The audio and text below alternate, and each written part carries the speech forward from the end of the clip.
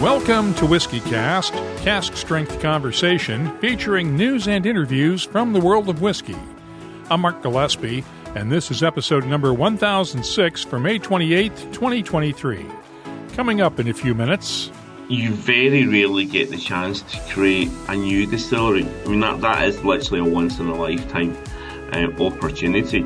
And I always kind of say that producing whiskey is the closest thing that you're going to ever get to immortality. There's a third distillery being planned for Campbeltown, Scotland, the former whiskey capital of Scotland back in the day. Brave New Spirits submitted an application to Argyll and Bute Council this week to convert the old U.S. Navy SEALs base at RAF Macrihanish into what would be known as the Witchburn Distillery. It joins the Dalrianta project and the nearby Macrihanish Distillery project, which have both been going through the planning process. Andrew Nairn is the project manager and will be Witchburn's master distiller when it opens. He'll join us later on WhiskyCast In-Depth. We'll also check in with Bowmore's Daryl Haldane. The one-of-a-kind ARC 52 Mokumi edition single malt went on the auction block Friday at Sotheby's in London and raised more than $250,000 to be donated to charities on Islay. I'll also have the What I'm Tasting This Week department, our community segment, Behind the Label, and much more. The news is next on this week's WhiskyCast. And now, a message from Robin Redbreast. You know, dads aren't the best at dropping hints, so I'll do it on their behalf. Get him Redbreast, the world's most awarded single pot still Irish whiskey. Hint, hint. Happy Father's Day from Redbreast, proud sponsor of WhiskyCast. Hey friends, Gabriel Cardarella here again with Dewar's Scotch Whisky, and I have to say, Dewar's French Cask Smooth is a double-aged masterpiece, finished in apple brandy cask from Normandy to be unlike anything you've tried before. More in a bit.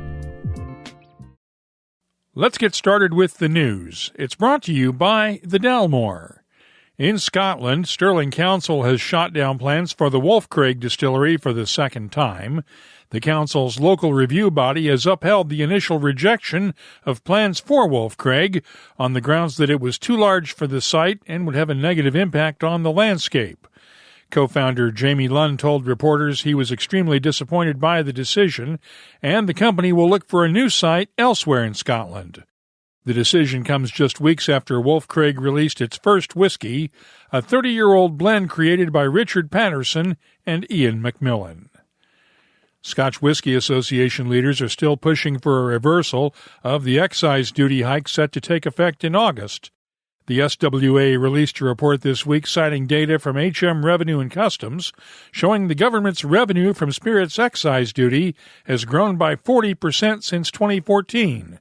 While excise revenue from beer is up only 7% and cider revenue is down 28%.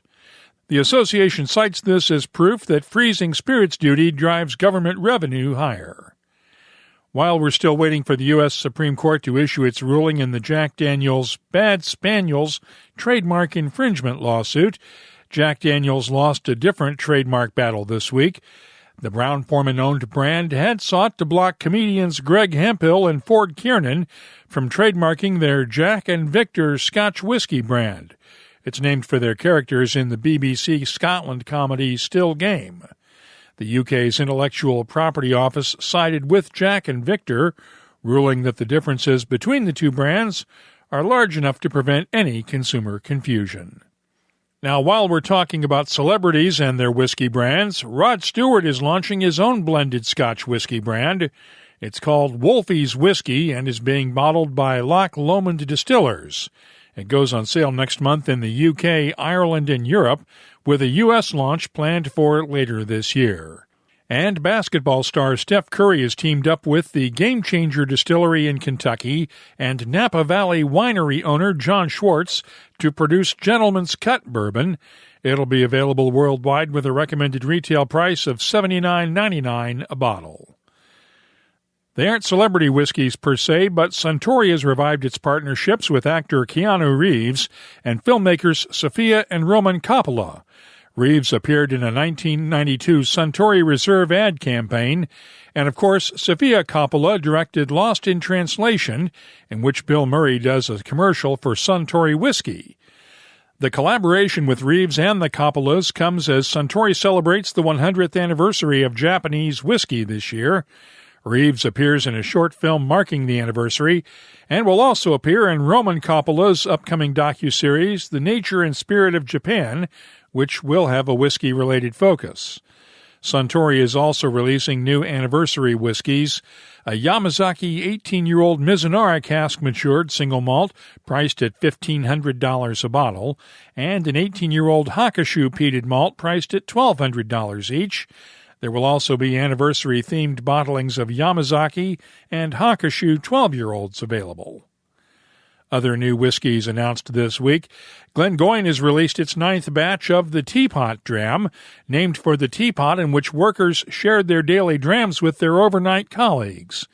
Back then, workers were given 3 drams a day of whiskey from first-fill sherry casks, and the Teapot Dram continues that tradition. It's matured in first-filled European and American oak sherry casks and bottled at 58.9% ABV.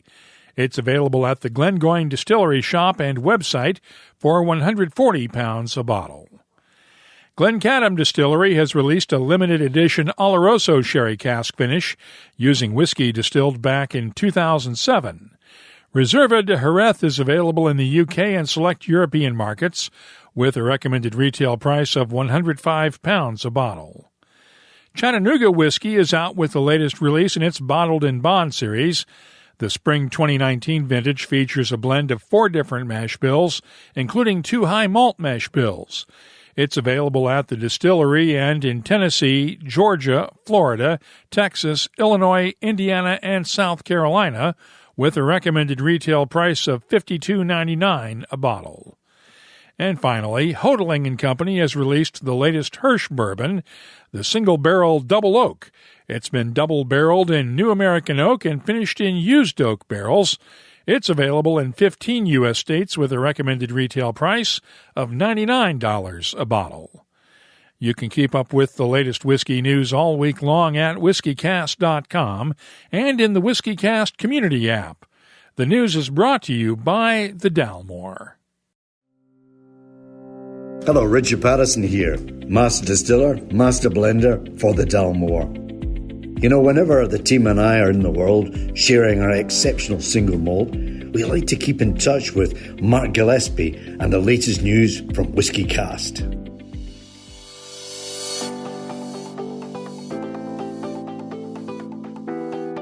Time now to take a look at upcoming whiskey events around the world. It's brought to you by Writer's Tears. The Islay Festival of Malt and Music continues all week long on Scotland's Isle of Islay and runs through next Sunday. The other Islay Whiskey Festival takes place this Saturday in Melbourne, Australia, about as far from the island as you can get. Whiskey X Atlanta is June 8th in Atlanta, Georgia. The Edinburgh Whiskey Festival is on the 10th in Edinburgh, Scotland. Whiskey Live Brisbane is coming up on June 16th and 17th in Brisbane, Australia. Sagamore Spirits' next Whiskey on the Waterfront party is on the 17th at the distillery in Baltimore, Maryland. And the Arran Malt and Music Festival is June 23rd through the 25th in La Cranza, Scotland. If you're organizing a whiskey event, let us know about it. We'll add it to the calendar at whiskycast.com and in the WhiskyCast community app. The calendar is brought to you by Writer's Tears. Writer's Tears Copper Pot, an 18th century style of premium Irish whiskey, blended from single pot still and single malt. Like yourself, it's one of life's treasured rarities, and what's rare is wonderful. Writer's Tears Copper Pot. Gabriel here again. Dewar's Master Blender Stephanie McLeod has been doing some amazing things with cask finishing lately, and Dewar's French Cask Smooth is no exception. It's the 5th edition to the Dewar's Cask Finishing Series. This 8-year whiskey is double-aged, then finished in Calvados casks to blend together the best of Scottish distilling and aging with the finest in French brandy maturation. The nose is sweet honey and citrus in perfect balance. Taste it, and you'll get this unmistakable note of baked apple, citrus, and a hint of cinnamon spice.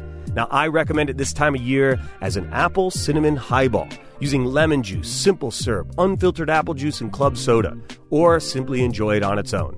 Either way, it's a specially crafted reward for your curiosity. WhiskyCast In-Depth is brought to you by Mortlock and the Classic Malts lineup. In just a few minutes, we'll hear from Beam Suntory's Daryl Haldane on Friday's auction of a one-of-a-kind Bowmore single malt to raise money for projects on Islay. But first, this week's Campbeltown Malts Festival brought news of a third planned distillery for the town, joining Springbank, Glengyle, and Glen Scotia distilleries. Plans for the proposed Witchburn Distillery were submitted to Argyll and Bute Council for planning approval.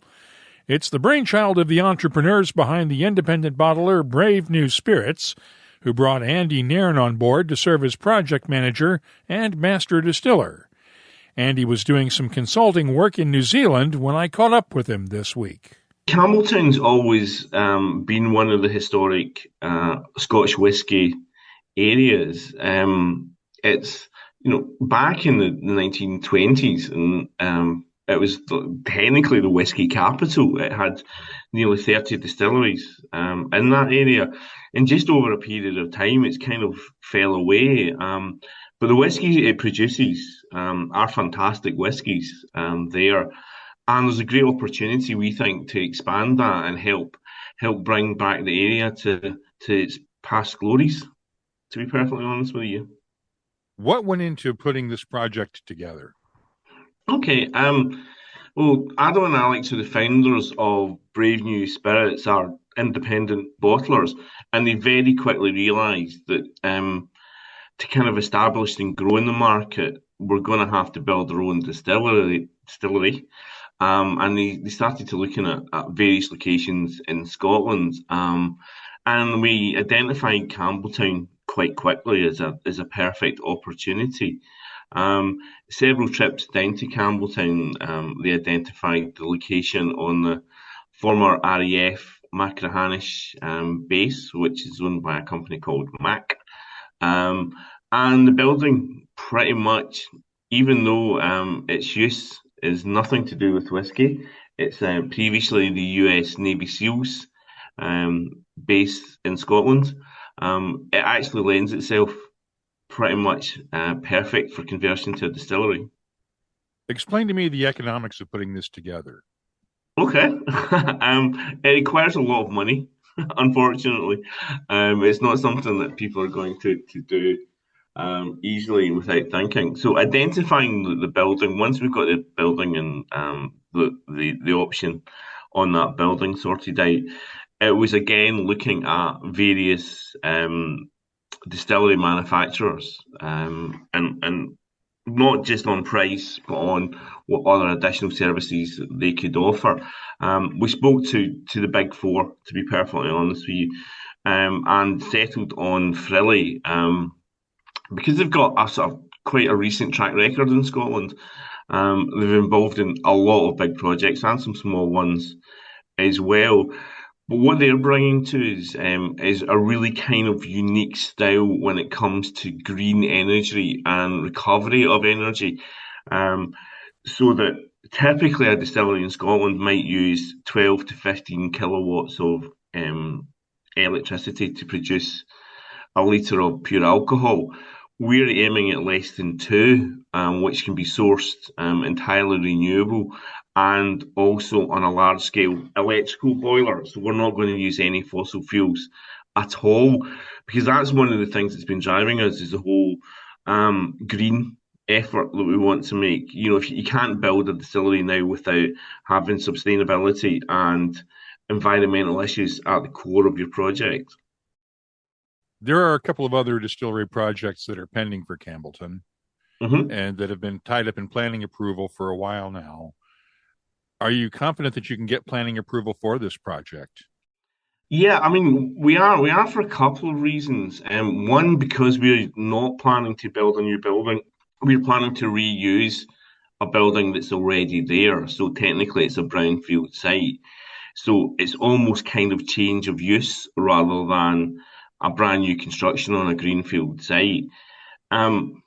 The site of the distillery is actually a fantastic location. It's right next to Campbeltown Airport and next to Macrihanish Golf Course.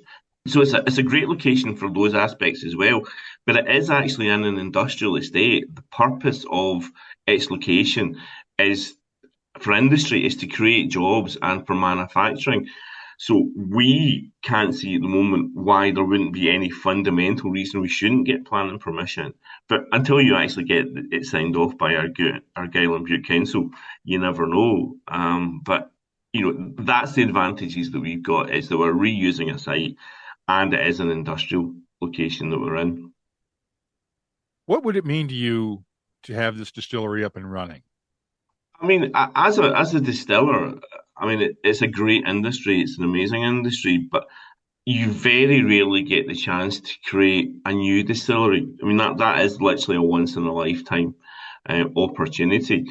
And I always kind of say that producing whiskey is the closest thing that you're going to ever get to immortality. I mean, I'm in my 50s, but hopefully people are going to enjoy whiskey 50 years after I'm gone. And I think that's actually truly an amazing fact when you think about it. It does leave something behind that, this was made by the guys in Campbeltown in 2025. In 2075, people could easily be still enjoying it. So it's a once in a lifetime chance that you very rarely get.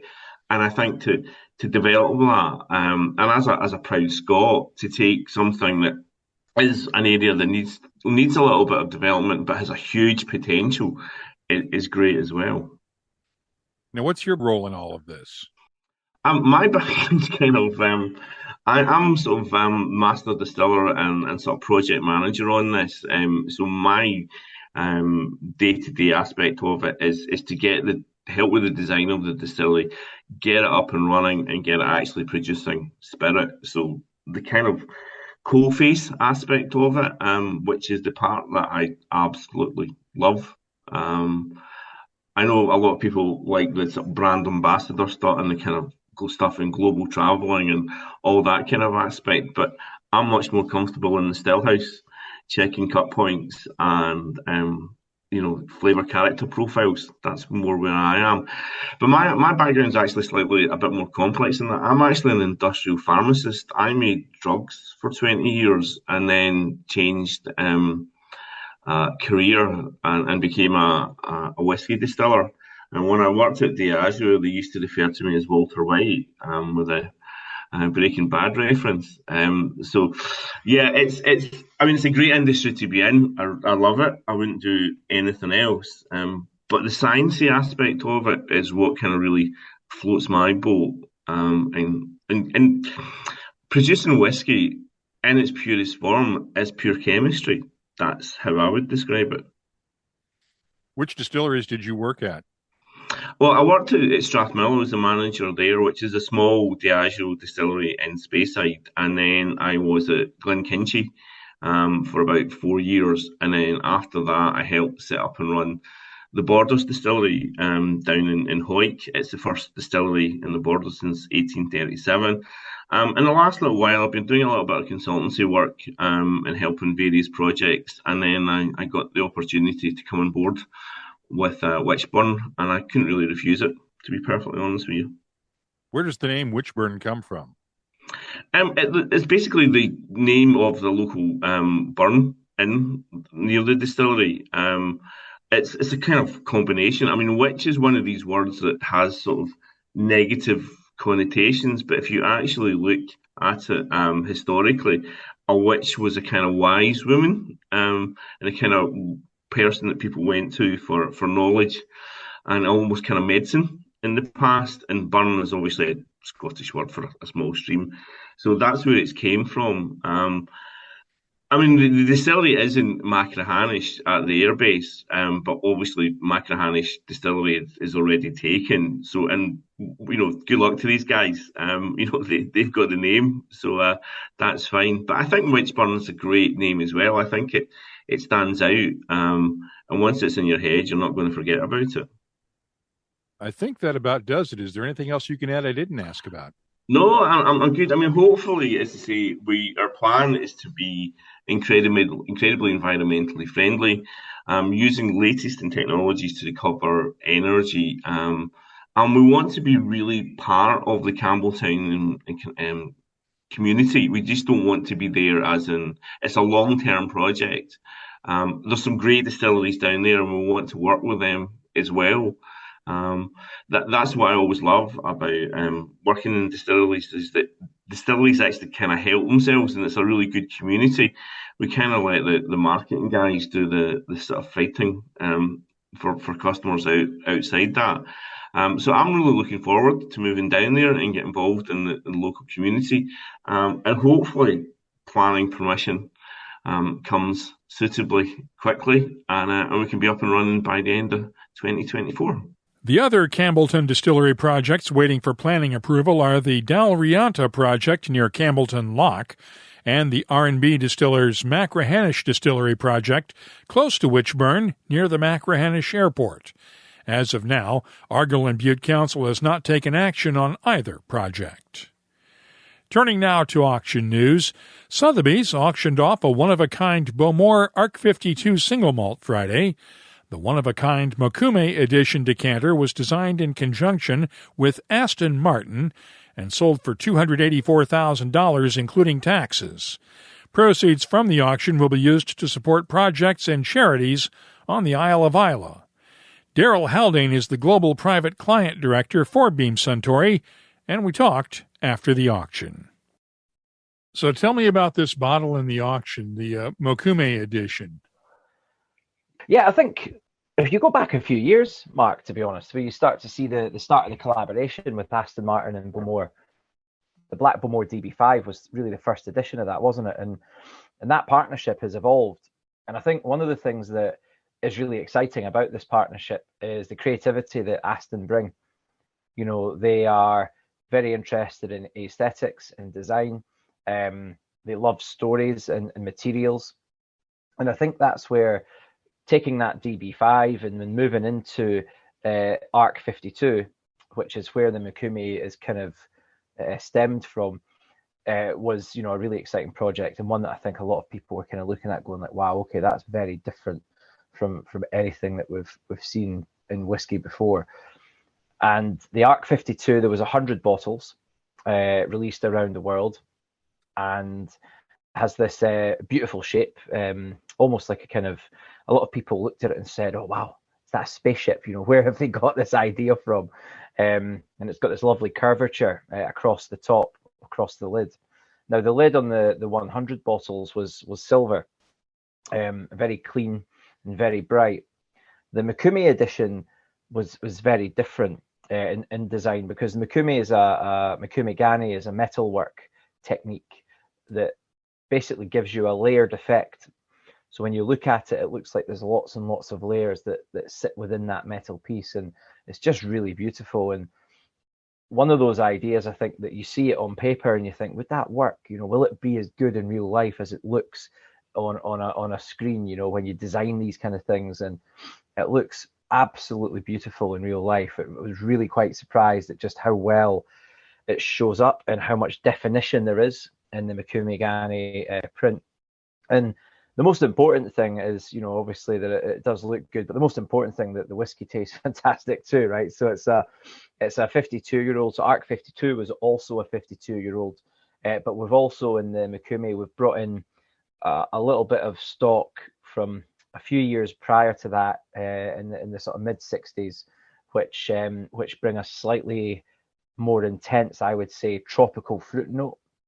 And when we tasted this product on Tuesday night with a few of our guests, it was really pleasing to see a little bit of dryness, a little bit of tannic quality too, coming from these slightly older whiskies.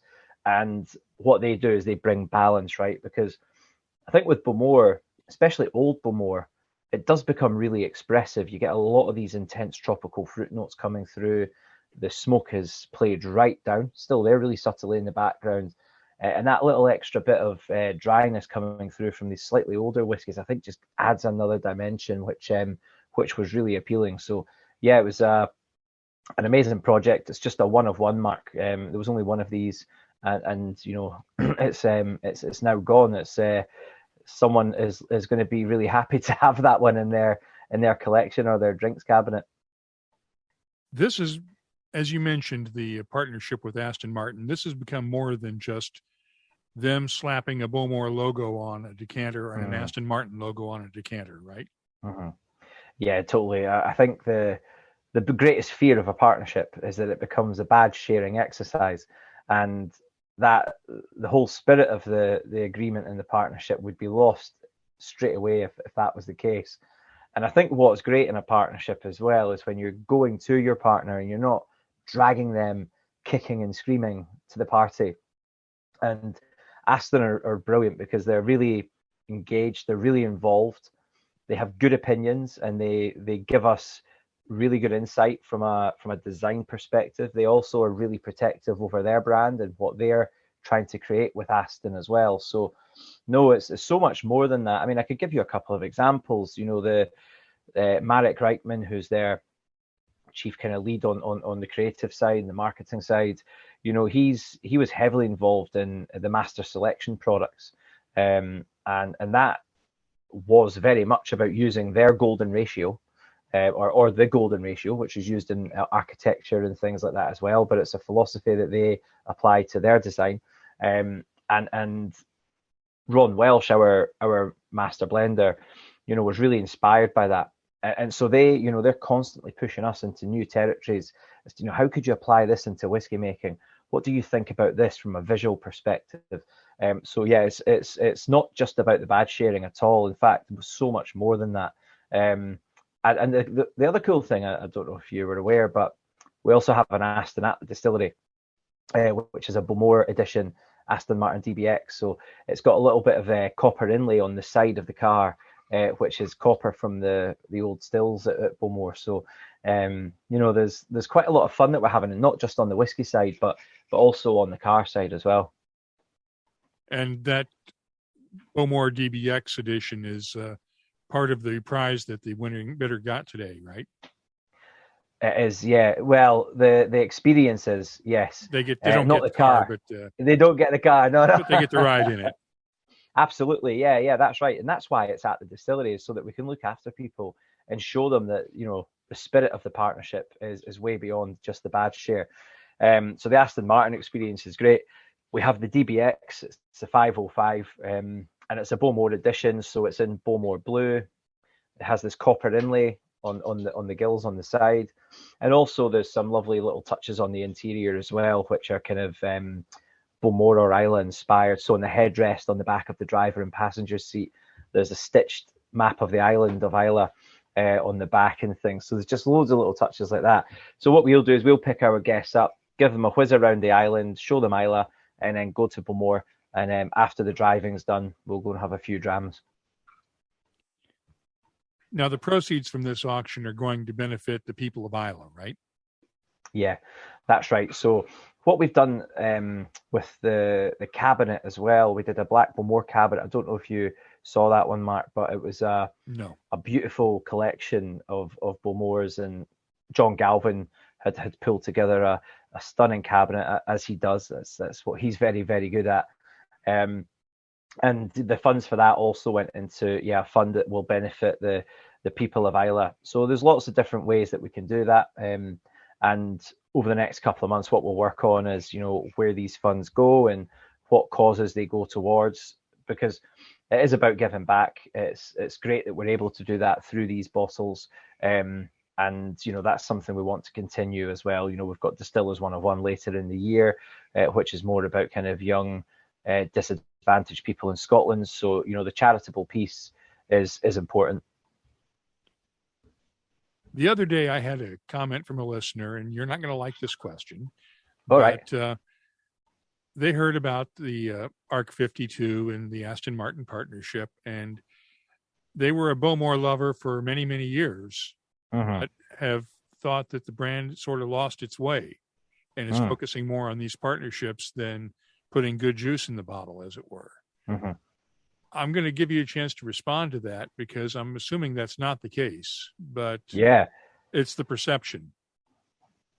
Look, fair enough. If someone's got that view, I would definitely say that the whiskies coming out of Bowmore, I would say over the last 4 or 5 years, have been consistently very good. The 12 is drinking brilliantly at the moment. The 18 is drinking very, very well at the moment, I would say. Bowmore overall is still accessible in many ways. You can still get it in the shops. It's not wildly overpriced. It's and it's a great flavor profile, breadth and depth of flavor right the way through the range. And I appreciate that, not everyone has the resources to buy an Arc 52 or a 1969 Volts vintage. But if you're a whiskey lover, there's still plenty of products out there. The 18, as I say, is still a reasonably priced 18-year-old. And then, on Monday, all the way through next week, we've got Fèis Isle, where you can buy, Fèis bottlings, you can buy distillery exclusives, which are hand-fill cask strength expressions. So what I hope we're not going to do is alienate people who enjoy Bowmore. I don't think we are doing that by, creating some interesting products at the top end. And actually, I think Bowmore's commitment to quality, and you'll see this, I think, over the next few years, is second to none. We've got a really, really massive focus on executing fabulous whiskey making, whether that's running off the stills or whether it's we have Callum in the sample room, who's absolutely fantastic, and we still have Ron as well. Although Ron officially has retired, you know this better than anyone, Mark, that whiskey makers tend not to retire. They're always hanging around in the background, making sure that everyone's doing things right. So it's, right. We've still got access to Ron. In fact, I was doing a tasting with Ron just on Tuesday night, and it was really pleasing because some of the comments were around not just the Mikumi that we were tasting, and not just the lovely 30-year-olds and things we were tasting. People were talking very highly of the 18-year-old, very highly of the 15-year-old. So, to your listener, the focus is still there. Don't worry about that. But we will do more, with our aged expressions, because I think at Bowmore, one of the things we have got at Bowmore is a great inventory of old stock. And it's quite rare for island distilleries to have access to whiskies that are 50 years old and 40 years old. There's not many in the mainland, don't get me wrong, but there's much less. It's like the 1% of the 1% on the islands. Let's talk about the Fèis. What's this year's Fèis bottling, or do you know offhand? I do know. Do you know, it's funny because it came up the other day and somebody was asking me about it. It's a younger whiskey. I'm sure it's a 7-year-old. It's 100% floor malted, which will be really exciting. And I think people have been asking to try that for quite a long time. And David Turner, distillery manager, who I'm sure you've spoken to many times over the years, is a fabulous guy who cares an awful lot about the whiskies he makes, and he has a really good palate. And year after year, he does dig out some absolute gems. And this is one that's maybe a bit different from what people have tried before from Bowmore. And again, going back to your question earlier on, this is exactly the kind of stuff that we should be doing, because Bowmore, flavour-wise, I find is exceptionally expressive. I think we have a fantastic inventory of aging stocks and maturing stocks, but we still have some lovely young stuff too. And these floor malted single malt whiskies, I'm really excited to try. So yeah, that's what we'll be tasting on Monday, Tuesday, Wednesday next week. Thanks to Daryl Haldane and Andy Nairn for spending some time with us on this week's WhiskyCast In-Depth. It's brought to you by Mortlach, whiskey's best-kept secret. Hidden away for decades in some of the world's most famous Scotch whiskies, comes a single malt inspired by an original for a fortunate few. Discover the entire Mortlach lineup at malts.com. The What I'm Tasting This Week department is brought to you by Sagamore Spirit. Let's start with the Dram Moore bottling of a Speyside Distillery single cask. It's an 8-year-old whiskey matured in a Muscatel wine cask and bottled at 51.7% ABV. The nose has touches of dark fruits, molasses, and brown sugar. The taste has notes of cinnamon, plums, raisins, red grapes, and a thick, chewy mouthfeel, while the finish is long with lingering spices and a touch of cooked fruits. I'm scoring the Dram Moore Speyside Single Muscatel Cask a 92. Next up, Rabbit Hole's Tenniel Bourbon that we mentioned last week during the news. It's a blend of Rabbit Hole's Cave Hill and High Gold bourbons, finished in lightly charred and toasted barrels, and bottled at 54.4% ABV. The nose has notes of baking spices, peaches, apricots, almonds, and caramel apples. The taste has touches of oak, baking spices, a hint of tobacco leaf, and a slightly nutty character. The finish is nice and long with hints of allspice, mint leaves, and honey. I'm scoring Rabbit Hole's Tenniel 10th Anniversary Bourbon a 93. I'll have more tasting notes in just a minute, but first, our tasting notes are brought to you by Sagamore Spirit, a 200-time award-winning Maryland-style rye whiskey. With a determined focus to create the best rye whiskey imaginable, Sagamore's team of distillers crafts each spirit with a nod to both tradition and innovation. Find their signature, Double Oak, Cask Strength, or Reserve Series ryes, as well as their line of premium rye whiskey canned cocktails at a retailer near you. Visit sagamorespirit.com/find-rye. Please drink responsibly. Now let's look at one of the latest bottlings from Kentucky's New Riff Distilling. Blue Claridge gets its name from the heirloom blue corn variety used to make the bourbon. It's bottled at 50% ABV, and the nose has touches of buttered popcorn, honey, vanilla, subtle baking spices, and caramel apples. The taste is thick, chewy, and fruity with hints of clove underneath, along with hints of caramel apples, honey, and vanilla. The finish is long and spicy with clove and a hint of peppercorns, honey, and vanilla. I'm scoring New Riff's Blue Claridge Bourbon a 92. And finally, Missouri's Holiday Distilling took its regular bourbon recipe and swapped in soft red wheat for rye in the mash bill to create a new 6-year-old bottled and bond bourbon. Of course, it's bottled at 50% ABV, and the nose is warm and aromatic, with touches of honey, butterscotch, a hint of chocolate fudge, vanilla, and a soft oakiness. The taste is mouth-coating and fruity with apples, peaches, spicy touches of cinnamon and white pepper, honey, and just a hint of cocoa powder in the background. The finish is long and gentle with a hint of spice. I'm scoring Holiday Distilling's Soft Red Wheat Bottled and Bond Bourbon a 91. I'll be adding these tasting notes to our searchable list of nearly 3,500 different whiskeys from all over the world. Check it out this week at WhiskyCast.com. And now, a message from Robin Redbreast. A thoughtful gift is hard work. What you need is a go-to multi-purpose gift for all occasions. A bottle of Redbreast can say, "Enjoy every minute, they grow up so fast." Oh. And equally nails, "Apologies for the back pain, I should have just hired a moving company." Proud sponsor of WhiskyCast. Redbreast. Pass it on.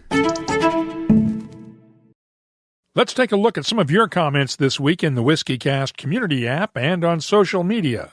Our community segment is presented by Waterford Whiskey. First off, we had a Twitter comment on last week's interview with Blair Bowman from BlueNose_Burger. Here's what he had to say. Really enjoyed the podcast and your coverage of the proposed legislation and current issues being faced. Thanks for that.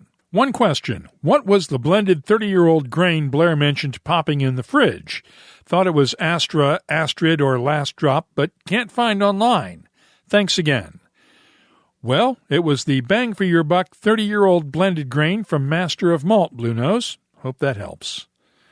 With the Islay Festival of Malt and Music underway this week, I asked in the WhiskyCast community app and on Twitter which Islay distillery you'd like to visit the most. Just a few of the responses. From Steve W. in the app, tough question, Mark. Bit like asking a parent to pick a favorite child. I've been fortunate enough to visit Islay a couple of times in recent years and visit all the distilleries. Each one different, each one unique in spirit and a sense of place. Mind you, there is something special in overlooking the sound from either Ardnahoe or Bunnahabhain to the Paps of Jura while having a wee dram. To all on Islay for the Fégil, enjoy the experience and have a dram for me. Sláinte mhath. Chris Ratcliffe added this. For Fagio, my first thought went to Brook Laddie. They seem to throw the biggest party. However, the idea of standing on the pier at Lagavulin or the balcony at Bunnahabhain with the respective dram sounds like a lovely way to be. Demi Tastes Whiskey tweeted this response, Lafroig, gotta collect my rent. That, of course, is referring to the drams rent that Friends of Lafroig members can claim when they visit the distillery for their square foot of Islay. And one final response from Whiskey Trooper, I have a soft spot for Kilchoman whiskey. Why? Because they are just a little bit different and make some incredibly consistent whiskey. If you have something you'd like to share with whiskey lovers around the world, download the WhiskyCast community app from the Apple or Google App Store and join the conversation. Or you can look for me on social media. Just look for WhiskyCast on Twitter, Facebook, or Instagram. And the old-school way to reach me via email is comments@whiskycast.com. Our community segment is brought to you by Waterford Whiskey, where they explore the frontiers of natural flavor one farm at a time to create unique Irish whiskies. Visit them on the web at waterfordwhiskey.com. Let's close out the show now with Behind the Label, our look at the history and science that makes whiskey unique. What happens to whiskey inside a barrel? The process we refer to simply as maturation. Well, let's first look at the chemistry of the wood itself. Oak is largely made up of two types of molecules, cellulose and hemicellulose. Cellulose is the building block that forms the wood and holds a barrel together, while hemicellulose is made of glucose-based polysaccharides that break down and caramelize to add sweetness and color to the spirit. We also have lignins, which are polymers that help produce vanillin in toasted oak, and charring those lignins breaks them down into compounds like guaiacol, syringol, and other compounds that add smokiness. There are also tannins that can give a whiskey a dry mouthfeel while adding smoky character to the spirit. Now, those are referred to as additive reactions. There are also subtractive reactions where the wood removes character from the spirit. The most common of these is the charcoal layer found in charred barrels. Not only do the cracks in the charcoal layer allow whiskey to penetrate much more deeply into the wood, but the charcoal also helps filter out raw notes and impurities that can affect the final flavor of the whiskey. It's the combination of all of these chemical reactions over time that gives a whiskey its unique flavor and aroma. If you have something you'd like us to look at on an upcoming episode, just use the contact form at whiskycast.com to get in touch with us. That's all for this episode of WhiskyCast. You'll find our free WhiskyCast community app in the Apple and Google App Stores, and you can always get in touch with us on Instagram, Facebook, and Twitter at WhiskyCast. Email's an option too, of course. Our address is comments@whiskycast.com. Friends, it's me again, reminding you to try Dewar's French Cask Smooth Blended Scotch Whisky. The best of two cultures and traditions in one beautiful bottle. Please drink responsibly. And now, a message from Robin Redbreast. Ever go out drinking with a peacock? Always the same. Few too many, tail feathers come out, drinks get knocked over, bartender's not happy, night's over before it started. All I'm saying is, don't be the peacock in your group. Proud sponsor of WhiskyCast. Redbreast. Pass it on. WhiskyCast is a production of Cask Strength Media, copyright 2023, and comes to you from the charming, yet regrettably dry town of Haddonfield, New Jersey. I'm Mark Gillespie, reminding you that when you drink, please drink responsibly. Thanks for listening.